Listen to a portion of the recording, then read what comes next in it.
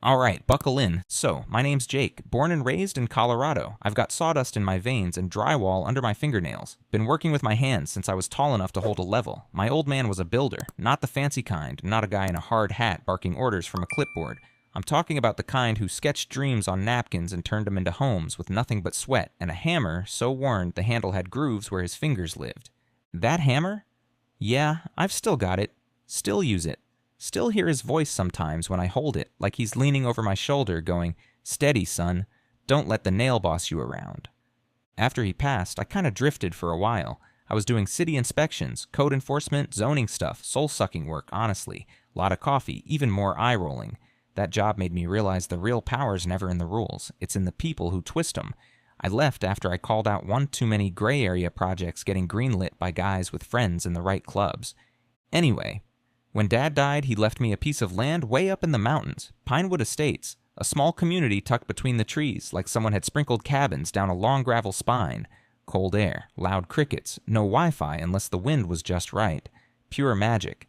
That land was his baby. He designed the whole community layout back in the 80s. Didn't just sketch the lots, he designed the roads, the drainage, the angles the windows would face so they'd catch morning light. The man was obsessed with making sure people who didn't have much could still live somewhere beautiful. Problem is, after he passed, nobody really remembered that. Or maybe they pretended not to. See, Dad never transferred control of the land to the HOA. He never finished formalizing all that paperwork, probably because he didn't trust people in suits who smile too much. When I first came back, it wasn't to settle scores or stir up anything. I was just tired, burned out. I had a 13-year-old daughter, Emily, who I saw on weekends. She's the only reason I kept getting up in the morning. Smart kid, too smart sometimes. Always asking questions I didn't want to answer, like, "Dad, how come we don't live anywhere permanent?" Or, "How come you don't like talking about Grandpa?" So I figured, maybe it was time to root somewhere. Give her a place with a porch and pine trees and the kind of silence that feels safe. I packed up what I had and moved into the shell of a cabin Dad and I had started together when I was a teenager. It was still there, just bones and potential, but it was enough. I was going to finish it myself. Not for resale, not for status. For me, for Emily, for something real. The first few weeks? Heaven. Early mornings with the smell of sawdust and coffee. Late nights falling asleep with aching arms and a smile. I hung up one picture, me and Dad standing in front of the cabin frame when I was 15. That was it. That was the vibe. But it didn't take long before I realized things had changed in Pinewood. The folks who live there now weren't the folks Dad had imagined it for. Somewhere along the line, it got shiny. It got controlled. HOA signs posted at the entrance like little warnings. People waving, but with eyes that scanned first and smiled second. And that's where she enters the picture. Margaret Thornfield. I swear, the first time I saw her, I thought she was an actress rehearsing for a CEO of the cul-de-sac role. Perfect white blazer, lipstick like dried blood, and a clipboard that probably had more rules than the Constitution. She showed up one morning while I was cutting wood, didn't introduce herself, didn't smile, just stared for a few seconds like she was waiting for me to stop existing. "You can't park there," she finally said, pointing at my old Dodge. "It's not aligned with community street visibility guidelines." Community... what now? I laughed. I thought she was joking. She wasn't. That's when I realized I wasn't just building a cabin. I was walking into a war I didn't know I'd been drafted into. Alright, so here's how it started. The first little crack in the dam. I was out front, putting in cedar trim around the windows. It smelled incredible, the way fresh-cut cedar always does, like pencil shavings and earth. I had music going on a little Bluetooth speaker, just loud enough to drown out the silence, but not loud enough to bother the squirrels, you know? Everything felt good, real good. Cabin was starting to feel like more than just a project. It felt like mine. Then I saw her, Margaret. She was standing at the edge of the property line, not walking up, not waving, just watching. Clipboard in hand, lips pursed like she'd just bit into something bitter. I gave her a polite nod and went back to what I was doing, assuming maybe she was looking for something or someone. But she didn't leave. A few minutes later, she strolls up the drive like she owns the place and starts inspecting the woodpile like it's radioactive. She taps her pen against the clipboard, very performative. I kid you not, she even wrinkled her nose like she could smell non-compliance in the air. Finally, she says, "You're going to need to stain that wood. Unsealed stacks are considered a pest attractant under HOA guidelines." Now mind you, this is my wood, on my land. stacked neatly, well off the ground, under a tarp, just like I'd done my whole life. So I say, calmly, appreciate the concern, but I've got it covered. Literally. She doesn't laugh. She doesn't even blink. Instead, she scribbles something on her form, like she's writing up a code red emergency, and says, "We'll be issuing a warning letter. Please respond within 10 business days." Then she just turned and walked away, like she'd completed a sacred duty. I stood there for a second, trying to process what just happened. I wasn't part of the HOA, I knew that. I never signed anything. But she was acting like I'd set fire to a playground. The kicker? The next day, bam, there's a letter stuck in the doorframe of the cabin, like a little paper grenade. Not mailed, hand-delivered, and not from the county or the city or anything official. From the Pinewood Estates Homeowners Association. It was printed on this pretentious off-white paper with a pine cone watermark, a freaking watermark like they were the damn IRS, and it said I was in violation of Outdoor Storage Aesthetic Code 3.14. Yeah, like the pie. They gave me a week to remove the woodpile or face fines up to $500 per incident. I swear to God, I just stood there reading it over and over, waiting for someone to jump out of the bushes yelling, "Gotcha!" But no one did. That was the first real shot across the bow. Not a direct attack, not yet. But enough to make me stop and think, okay, so this isn't just a weird neighbor thing. This is a whole thing. And Margaret? She made sure to walk by again later that afternoon, slow and smug, sipping iced tea like she was checking on a garden she'd just planted. I didn't say a word to her, just smiled and went back to work. But in my head, something shifted. I started a file that night, printed the letter, noted the date, wrote down exactly what she said, not because I thought I'd need it, but because something in her eyes told me this wasn't going to stop at stained wood. Oh man, the escalation. That part still makes my blood boil a little just thinking about it.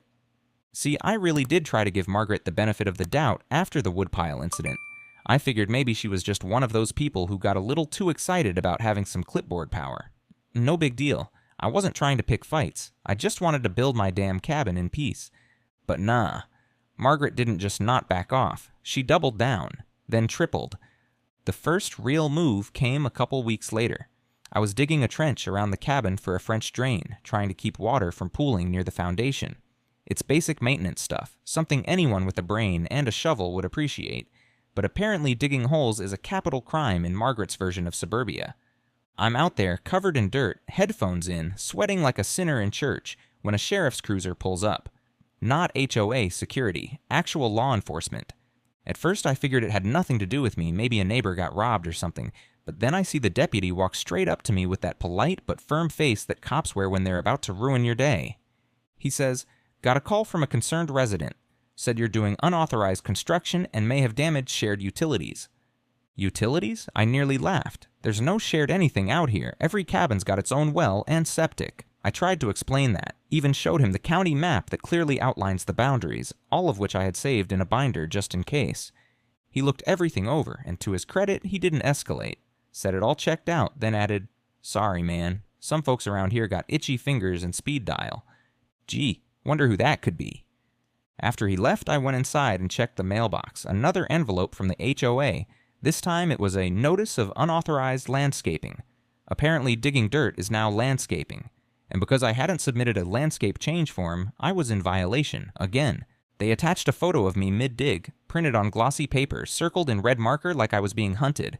I looked like I was starring in some low-budget HOA horror flick. It didn't stop there. Next week, I get another letter, this one nastier, said I had to take down non-compliant fixtures from my porch. You know what they meant? A string of Edison bulbs. I'd hung them for Emily, so she wouldn't be scared walking up when she came to visit. They weren't neon, they weren't flashing. They were warm little lights, soft and cozy. But no. Exterior lighting must conform to subdivision regulations and cannot exceed 60 lumens. 60 lumens. That's dimmer than a firefly on a diet. At this point, I'm starting to notice a pattern. It's not about rules, it's about me. And Margaret wasn't hiding it anymore. I caught her watching from across the street more than once, standing out there with her little squad, 3 or 4 of her most loyal committee members, who honestly looked like they hadn't smiled since the Nixon administration. One of them, Barb I think her name was, called out to me once. Real smug, with that syrupy sweet condescension. "Still working on that little project of yours, Jake? Must be nice not having a real job." I smiled because I had to. But inside, I wanted to scream. It kept coming. A letter about excessive noise when I ran the table saw. A warning for unauthorized storage because I had a roll of insulation leaning against the porch. Even a note accusing me of refusing to engage with HOA communications in good faith because I hadn't shown up to the last community meeting. Never mind that I wasn't even a member. And just when I thought it couldn't get pettier, Margaret sent out a newsletter to the whole neighborhood. Real passive-aggressive piece of work, talking about newcomers who were damaging the aesthetic balance of Pinewood Estates. It didn't mention me by name, but come on, it didn't have to. She even added a new rule to the HOA charter mid-year, no vote, banning construction activity over 6 months without formal review. And guess who she claimed had triggered that change? Yep. But here's the thing. While she was busy building her paper fortress of fake regulations, I was building something else. A case. I started recording everything, every conversation, every letter, every weird little overreach. I even set up a couple of discreet cameras to document the property in case she or one of her flying monkeys tried anything cute. The best part? I kept it quiet. I didn't rant. I didn't post angry tirades in the Facebook group. I just smiled, nodded, and logged everything. Because the longer she went unchecked, the more reckless she got. The thing about people like Margaret, they're not used to being watched. They're used to being feared. They feed on quiet compliance. But I wasn't scared. I was just getting started. I wish I could tell you I was some kind of badass from the start, that I marched into the fire with my chin up and my hammer swinging, ready to take Margaret down like I was starring in my own gritty revenge movie. But truth is, I didn't want a war. I didn't move out there to be anyone's crusader. I just wanted a quiet place to finish what my dad started. So yeah, before it all blew up, I did try to resolve things the peaceful way. God help me, I really did. First, I tried talking to her. Yeah, I know. But part of me thought maybe, just maybe, she was one of those people who didn't realize how much damage they're doing until you point it out in plain English. I mean, people surprise you sometimes, right? So I caught her one morning near the mailbox row when she was on her usual power walk like a dictator doing cardio. I walked over, smiled, and said, "Hey Margaret, I was hoping we could talk for a minute." She stopped like I'd insulted her grandmother. I told her calmly, no sarcasm, no edge, that I felt like I was being targeted, that I hadn't broken any real laws or ordinances, and that all I wanted was to finish building my cabin and be a good neighbor. She looked me right in the eye, tilted her head like I was a puppy learning to bark, and said, "If you feel targeted, maybe you should reflect on why that is." And then she walked away, like I hadn't said a damn word. So I figured, all right, direct conversation's a dead end. Let's try a little higher up the chain. I called the county zoning office, explained my situation, and asked if they had any record of HOA jurisdiction over my property.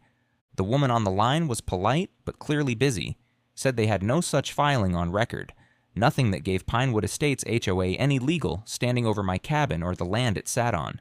She even pulled the original plats and confirmed the land was privately owned and not under any recorded HOA deed restriction. That was a win, right? I asked if she could send that to me in writing. She said she'd email it, and she did. Bless her. I printed that sucker out and slid it into my folder like it was gold bullion. Thought maybe if I showed it to Margaret, it would shut the whole thing down. Spoiler, it didn't. When I handed her the document, again, politely, she didn't even read it. She just folded her arms and said, "The community has expectations beyond what the county recognizes." I stood there for a second, speechless. I'd never met someone who could talk like that and not spontaneously combust from arrogance. So I went further. I called a lawyer, not a big firm, just a local guy, Kevin, who used to work with my dad on permits and contract stuff. We sat on the porch one afternoon, looking over all the letters, the fines, the passive-aggressive newsletters. Kevin said something like, legally, they don't have a leg to stand on, but that doesn't mean they can't make your life miserable trying. Which was exactly what I was already feeling in my bones. He told me I could sue, that I'd probably win, but it'd take months, maybe years, and a ton of money. He also said, she's not dumb. She's building a paper wall. If she keeps you tied up with threats and fines, most people cave. He wasn't wrong. I also tried reaching out to the other neighbors. Some were friendly but cautious. Others wouldn't even open the door. I left a few notes, nothing dramatic, just simple stuff like, "Hey, if you've had weird issues with the HOA, I'd love to hear about it. You're not alone." Most went unanswered, but a couple folks, Mrs. Chen next door and the Rodriguez family who lived 2 lots over, started opening up, quietly, in whispers, like we were planning a heist. They told me their own stories. How Margaret had fined them for things like leaving flower pots out too long or having a kid's basketball hoop that didn't fit the aesthetic. How she'd threatened legal action over a backyard swing set. Mr. Rodriguez, man. The look in his eyes when he talked about being forced to sell his cabin just to avoid the constant harassment. He looked like a guy who'd lost more than just square footage. Like he'd lost a part of himself. I took all that and sent a formal complaint to the state's HOA oversight office. I attached everything, photos, letters, even a spreadsheet I'd started compiling of fines and warnings across the neighborhood. I sent the whole file certified mail, with tracking, just to be sure. And I waited, and waited. 3 weeks later, I got a letter in return. Basically said, "Thank you for your concern. At this time, we don't see cause for state-level intervention. Please address concerns with your HOA board." That's right, they told me to go back to the people I was reporting. It was like calling the fire department and being told to ask the arsonist nicely to stop setting your house on fire. After that, I just hit a wall. I remember one night, sitting on the edge of my porch, a beer in one hand, that old hammer of my dad's in the other. It was cold enough that the beer felt warm in comparison. I just stared out at the trees and thought, what's the point? I'd tried talking, I'd tried law, I'd tried community, I'd tried paper trails. Every door I knocked on either slammed shut or led back to the same damn hallway. Part of me wanted to sell, pack up, walk away before things got worse. Margaret had already won with so many others by just grinding them down, wearing them out until they folded. I could have been next. But I looked down at that hammer, handle worn smooth by decades of work, and something in me hardened. My dad didn't raise me to fold. He didn't build this place for cowards. And Emily, she deserved better than watching her old man get bullied off the land her grandfather had dreamed into being. I didn't know how I'd fix it, but I knew this. I was done playing nice. You ever have one of those moments where something clicks in your brain and you just know, this changes everything? For me, it happened in the back of my dad's old filing cabinet. One of those dented beige metal ones that every contractor seems to own, stuffed with yellowing papers and receipts from jobs that probably don't even exist anymore. I hadn't gone through it fully since I moved into the cabin. It sat under a blue tarp in the corner of the shed like a forgotten relic from another life. I'd only pulled it open that day because I was pissed, not in a dramatic throwing tools kind of way, more like this quiet, simmering kind of anger that doesn't yell, it focuses. Margaret had just left another HOA courtesy notice taped to my front door, something about my siding not matching the approved finish palette, the siding I hadn't even installed yet. I stared at that paper so long my eyes went numb.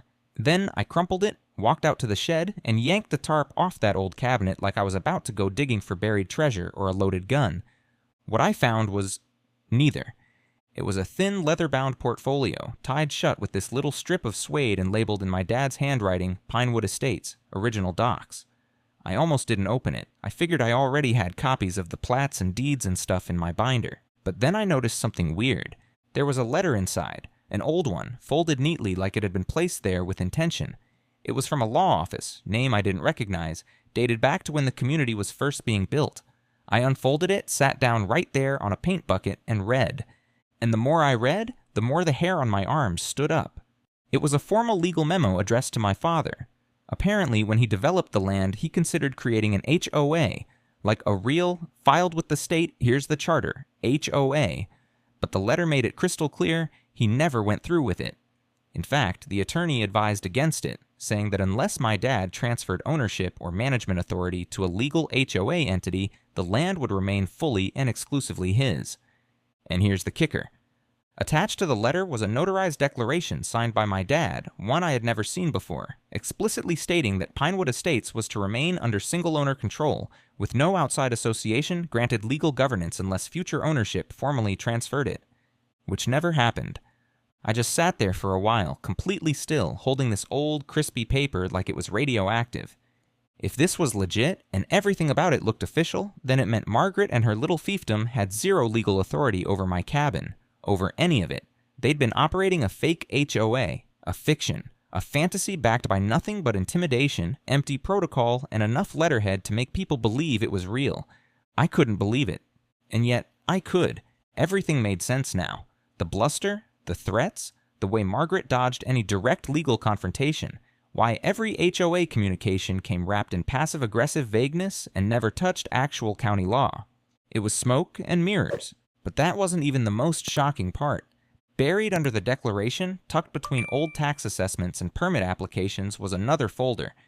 This one was thin, almost empty, except for a single-page addendum. A will, my father's. A newer version than the one the probate court had processed when he died. It named me sole beneficiary, which I already knew, but what stopped my breath cold was the specific language. It listed the parcel numbers, the total acreage, and then, in my dad's chicken scratch scrawl, it said, "All structures present and future, and all land within the boundaries of Pinewood Estates, are hereby granted in full to my son, Jacob Happer, with the intent to restore this land to its original vision, an inclusive place for honest families to build lives without fear or gatekeepers." I swear I felt the ground tilt under me. Because that line, "without fear or gatekeepers," wasn't just legal phrasing. That was personal. That was Dad calling his shot from the grave. He knew. He saw it coming. He saw her coming. And now I held the proof in my hands that everything Margaret had built, every fine, every threat, every bogus violation, was built on nothing but ego and paper. She wasn't a president. She was a squatter with a clipboard. And I owned it all. Not just the cabin, not just the dirt it sat on, the entire community, all 127 acres of it. That was the moment everything snapped into place. The harassment, the manipulation, the silence from the county. Nobody knew what this place actually was, because Margaret had kept them in the dark and wrapped the truth in years of bureaucracy and fear. But the truth? It was right here, in my hands, in my dad's words. That night, I didn't sleep. I pulled out every letter she'd sent me, every fine, every photo of her standing on someone's porch, pointing like the angel of suburban death. I laid it all out on the floor like puzzle pieces and started connecting dots. It wasn't just harassment, it was a scheme. And now I had the one thing that Margaret never saw coming. The deed. Not just to a house, to everything. I remember sitting at my little makeshift kitchen table staring at that leather portfolio like it was a nuclear football. The house was dead quiet, just the occasional creak of the cabin settling and a soft whistle of wind sneaking through the window screen. And I was sitting there, coffee gone cold, pen in hand, chest tight, because I knew I was holding the match. Thing is, having the truth and knowing what to do with it are two very different things. You don't just waltz into town waving a deed and expect tyrants to step down, especially not someone like Margaret. She wasn't going to fold because I had papers. She'd been playing this game for years. She thrived on people blinking first. But I wasn't blinking anymore. First thing I did was lock up the original documents like they were the Dead Sea Scrolls. Safe, dry, double sealed. I scanned everything, made copies, encrypted a backup on a thumb drive, sent one to a friend I trusted in Denver, and stashed another in a fireproof box under the floorboards. Maybe that sounds paranoid, but after seeing what Margaret had done to people around here, I wasn't about to leave anything to chance. Then I built a timeline. I spread out every letter, every fine, every HOA memo, every incident, and plotted it out, month by month, year by year. Patterns started forming. Families who had voluntarily sold and left. The sudden appearance of this mysterious LLC that bought them out. The same LLC that, when I looked up the records, was owned by, surprise, Margaret Thornfield herself. I mean, it was almost elegant how she did it. Harass families with made-up violations, threaten liens and legal fees. When they cracked, she or one of her companies swooped in, bought the homes under market, flipped or rented them, and moved on to the next. 12 families, maybe more. I wasn't sure what to call it. Fraud? Extortion? Abuse of power? Whatever it was, it smelled like RICO and looked like a one-woman cartel in beige slacks. So I started building a file, a real one, like the kind you'd hand to a prosecutor, but I wasn't rushing it. I kept working on the cabin like nothing had changed, because timing was everything. I couldn't just go in swinging. I needed the right moment, something big, something that would pull the curtain back in front of everyone so there'd be no spinning, no backpedaling, no Margaret-style deflections. That moment came into focus when I found out the HOA's annual meeting was coming up. It wasn't really publicized. They didn't post flyers or anything. Just one of those quiet notices slipped into the mailbox. Reminder, annual Pinewood Estates HOA meeting to be held at the community hall. That's when it clicked. The plan wasn't just to stop Margaret. The plan was to expose her, fully, publicly, in front of her peers, her allies, and the people she'd spent years walking over like dirt on her white carpet. I started scripting it out like a damn heist movie. Step 1, get the evidence rock solid. I spent hours cross-referencing county property transfers, tracing every LLC connected to Margaret, highlighting timelines that showed cause and effect. Harassment letter, then sale, then LLC purchase. I printed everything. Made a clean master copy. Color-coded the whole thing like a psychopath. Step 2, gather support, but quietly. I spoke to Mrs. Chen again, brought her cookies and told her what I'd found. She didn't even blink, just said, "About damn time," and started pulling her own stash of letters and threats from a drawer she hadn't opened in years. The Rodriguez family, same thing. They were already halfway gone, living out of town, but they drove back and gave me a sworn affidavit. They still had copies of the fines, and a voice memo Margaret had left on their machine threatening immediate legal action if they didn't comply. Step 3, prep the delivery. I didn't want to just dump a pile of papers on a folding table, I wanted it to land. So I organized the evidence into a presentation. Built a folder for Officer Martinez, the local cop who'd shown up during one of Margaret's tantrums. He seemed like a decent guy. If things got wild, I wanted him looped in. I even made an anonymous tip to the county about potential misuse of funds, just to get some official ears perked before the show started. And step 4, the ace, the DVD. I hadn't planned to record anything when I first moved in, but after the third time Margaret yelled at me in front of witnesses, I started hitting record, not out of spite, just survival. A body cam for my peace of mind. And man, the things I captured.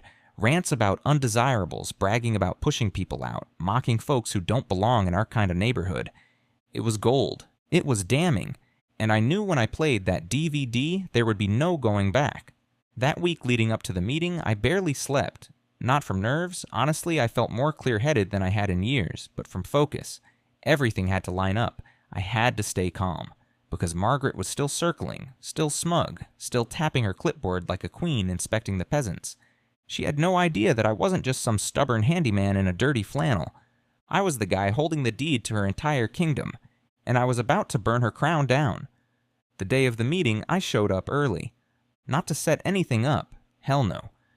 Margaret and her crew had that part on lock, with their tablecloths and name tags and stupid little bowls of breath mints like it was some kind of executive summit instead of a suburban HOA gathering in a community hall that smelled like lemon pledge and old coffee.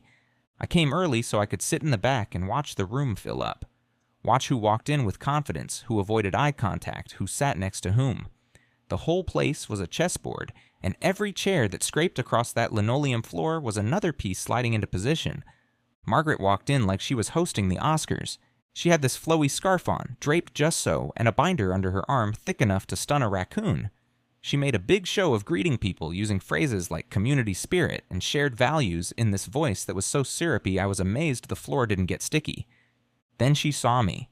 Our eyes locked for maybe half a second, and I swear I saw something flicker behind her smile, just a twitch, not fear exactly, but that first sharp itch you feel when something isn't going the way you planned. I gave her a nod. Calm, almost friendly. She nodded back, controlled, measured, and then it began. They started with the usual stuff. Budgets, landscaping reminders, some nonsense about seasonal decor guidelines that made me want to walk outside and duct tape a giant inflatable Santa to my truck just out of spite. And then came the part I'd been waiting for, the open forum. That's the moment Margaret always used as her stage. She'd lean on the podium like a tired prophet and start talking about the direction of our neighborhood and preserving the vision, which was code for let's talk about who we don't like and how we'll scare them off legally. But not this time. Because I stood up before she even made it to the mic. I heard the creak of 30 folding chairs turning my direction. Margaret froze, one hand still resting on the edge of the podium, smile fixed in place like it was bolted there. Her eyes followed me the whole way as I walked up front with a calm that I did not feel inside. I placed the wooden box, my dad's box, right on the table. Then I turned to face everyone and said, "Before we go any further, I think it's time we talk about who really owns Pinewood Estates." There was a pause, the kind of silence that isn't quiet. It's heavy, it presses on your chest. Margaret's lips parted like she was about to cut in, but I held up one hand and just looked at her. She stopped. I opened the box slowly, like it was sacred, and in a way, it was. The first thing I pulled out was the original plat, signed by the county and by my father. I held it up. My name's Jake Happer. My dad, Richard Happer, designed and built this community. Some of you knew him, most of you probably didn't, but he's the reason these roads exist, these cabins, this meeting hall. I laid the plat down gently. And when he died, he left me this land, all of it, every single square foot. Now people were leaning forward, murmurs rippled across the room. Margaret stepped up behind me, trying to retake control, but I kept going. I've got the deed, the will, the original charter, and more importantly, I've got documentation proving that this HOA, I turned and looked her dead in the eye. Has no legal authority over any of it. That got loud, people whispering, some gasping. One guy actually said, "Wait, what?" Margaret finally broke through, raising her voice, trying to rally. "This is absurd. He's twisting legal jargon to scare you. Our HOA has governed this neighborhood for over a decade. We have processes in place, elections." "You had meetings," I said, interrupting without raising my voice. "You mailed newsletters, you sent fines, but you never had legal jurisdiction. You can't run an empire on printer paper and attitude, Margaret." She stepped back like she'd been slapped. I kept going. "I've documented over a dozen cases of harassment, fines issued without cause, families pressured into selling their homes under threat of legal action that was never real." Now I pulled out the spreadsheet, the LLCs, the transfer records, her name connected by signature and state filing number to property after property. Margaret's been acquiring homes under shell companies. Homes she helped force onto the market using fines that don't exist in any enforceable law. You could hear the breath leave the room. Then came the recording. I pulled out the DVD and held it up.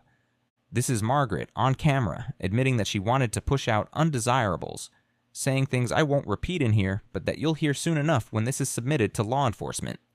She lunged for the table, straight up reached for the DVD like she was going to snatch it out of my hand, but I was ready for that. I stepped back, and out of nowhere, like fate had arranged it, Officer Martinez walked in, not in uniform, plain clothes. But he flashed a badge when Margaret spun around and tried to act like she had summoned him. "Evening," he said, nodding at me first. He had seen the reports. I delivered him the packet earlier that week with enough corroborated evidence to get his department's attention. "I think we need to take a look at those documents, ma'am," he said, calm but firm. Margaret's mouth opened and closed like a fish. Then, right on cue, Mrs. Chen stood up from the back row and said, loud enough for everyone to hear, she threatened to evict me over garden gnomes. 2 little ceramic statues. Called them a blight. That's when the room turned. One by one, people started speaking up. Some hesitant, some angry, some shaking with adrenaline. Neighbors I barely knew stood and described the threats, the intimidation, the mysterious fines, and how they'd been too scared to fight back. Margaret was pale now. Her voice cracked as she tried to defend herself, to shout over them, to regain control, but it was slipping. Fast. I looked around and realized this wasn't just about me anymore. This was everyone finally realizing they'd been living under a spell, and it had just broken. And the best part? I hadn't even played the video yet. You ever watch a dam break? Not the slow kind, where the cracks creep in and everyone has time to scramble. I'm talking about the snap, that split-second collapse where all the pressure that's been building just erupts, and everything behind it rushes out like it's been waiting for years to be free. That's what it felt like in that room. 1 minute, Margaret was still clinging to her authority, wagging her finger and trying to talk over people. The next, the whole place turned into a courtroom, a confessional, and a damn town hall revolution rolled into one. I didn't even have to say much after that. Because once the neighbors realized what was going on, once the truth was out in the open, everybody had something to say. Mr. Kravitz, this retired electrician who usually kept to himself, stood up and told us how he'd been fined $600 for unsanctioned exterior lighting. You know what it was? A solar-powered path light shaped like a cat. His late wife loved cats. Margaret said it was distracting to pedestrians. Then came the Rutherfords, a couple in their 70s who'd been here since the very beginning. They told the whole room that Margaret had once threatened to report them for illegal occupancy because their niece stayed with them for a summer during college. She tried to evict them for babysitting family. Even people I didn't expect, like Ted from Lot 14, who'd always nodded politely at Margaret and pretended he liked those wine and cheese HOA mixers, he stood up and said she'd filed noise complaints against his son's drum practice even though the kid used an electric kit with headphones. You could feel it in the air. Something had shifted. Margaret knew it too. Her hands were trembling. She kept trying to call for order, banging the side of the podium like she was still in charge, but no one was listening. The spell had shattered. The room was hers in name only, and even that was slipping away fast. Then Officer Martinez cleared his throat. He wasn't loud, didn't need to be. The room just quieted on instinct. "I've been in contact with County Legal," he said calmly. "We've reviewed some of the evidence Mr. Happer provided, and it's being forwarded to the state attorney's office. There are several serious allegations here: fraud, misrepresentation, unlawful property intimidation, and they're under active review." You could hear a pin drop. Then he looked directly at Margaret. "I'd advise you to remain available for questioning in the coming weeks." She tried to speak, really tried, but nothing came out. Just this strange, rasping exhale, like her lungs didn't know how to handle the weight of her own downfall. Someone clapped. I don't even know who started it. Might have been Mrs. Chen. But once that first clap hit, the whole room joined in. Not wild, cheering applause, just slow, steady, grounded, like everyone was clapping for each other. Like we'd all made it through something we hadn't even realized we were trapped in. And then I did the last thing I'd planned. I walked back up to the front, slid the DVD into the player, and hit play. It was just a few minutes long. It started with a clip from my porch, Margaret yelling that she didn't want our neighborhood becoming something it wasn't built for. You could hear the sneer in her voice, the implication. The camera had caught her so clearly in full daylight, arms crossed like a principal scolding a child. Then came a recording from a phone call with the Rodriguezes. She told them, word for word, that if they didn't take her buyout offer, they might regret the attention their noncompliance would bring. Her exact words. You could feel the temperature in the room drop 5 degrees. By the end of it, Margaret wasn't even looking up. She just stood there behind the podium, eyes glassy, lips pressed together in this tight little line, like she was trying to hold her entire self inside her mouth. And when the video ended, I turned off the screen. I didn't gloat, I didn't make some big declaration. I just said, we deserve better than this. That's all. And I walked back to my seat. The rest of the meeting? Margaret didn't say another word. She left early, clutching that giant binder like it was a life raft and she was already sinking. Her little entourage of clipboard loyalists? Scattered like mice. Not one of them made eye contact on the way out. Afterward, people came up to me. Some shook my hand. Some just said thank you. A few looked like they might cry. Ted from Lot 14 said, I didn't realize how bad it was until I heard everyone else. I just thought it was me. I told him that's how they work. They keep us isolated, embarrassed, afraid. He nodded and said, not anymore. And just like that, the illusion was gone. She was done. No more fake fines, no more intimidation, no more acting like she owned the place when she was really just squatting in power, built on fear and paperwork no one ever thought to check. The community didn't just expose her. We freed ourselves. It's kind of funny what peace and quiet actually sound like when you haven't heard them in a while. I remember sitting out on the porch a few weeks later, that same porch Margaret once accused me of threatening her on with a hammer. Still can't say that without shaking my head.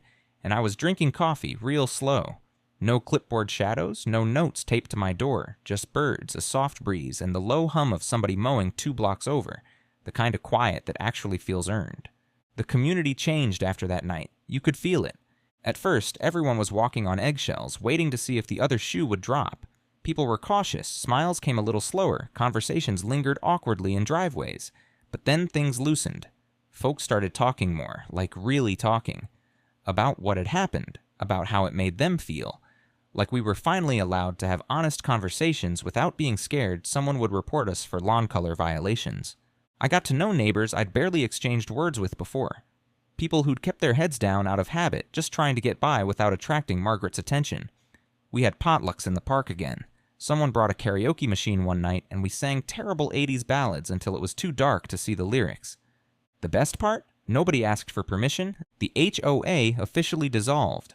Or, more accurately, revealed to have never really existed in the first place. There were some legal ripples, of course. Margaret's little real estate shell game drew attention from the county.